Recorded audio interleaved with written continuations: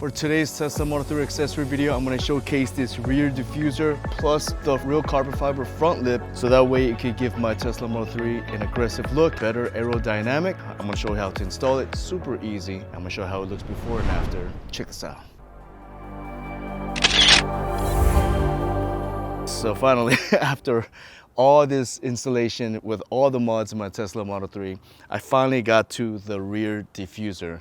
So I do have a real carbon fiber front lip installed in the front, which definitely helps make it look aggressive and very nice. I love the way it looks because, I mean, Tesla Model 3s are everywhere, especially a white one. They all look the same. So it's kind of nice to make your car look a little different. And I just love how sporty it looks. And it's super easy to install. So for this rear diffuser, even though it has a carbon fiber look to it, it's actually made out of an ABS plastic. I am going to put the EV-based discount code link below, and if you do buy from me, thank you so very much for your support. So easy to install, guys. It's all it takes is it's just double-sided tape, and then of course you put the masking tape on top of it, so that way you just leave it overnight so it sticks. And then all you need is a 10mm socket wrench, including a screwdriver, a couple of screws. It's a 3-piece, so I do have the 2 side spoilers on the rear side, and then it's going to screw on the top. It's just that simple. All right, guys, so you need to first install the side piece first, and it only takes 2 screws that's already installed, that's holding down the plastic part of this Tesla. So that's how easy it is. And of course you want to wipe down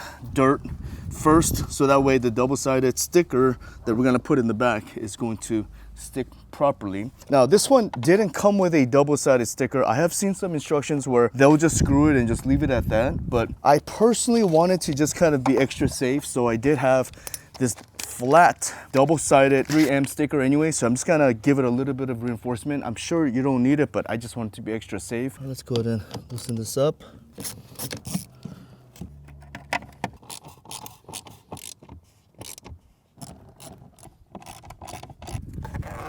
Just align it in the middle and just slide it into the 2. There's 3 of this little attachment, this little hole that bends, and you could just stick it to the plastic for extra security.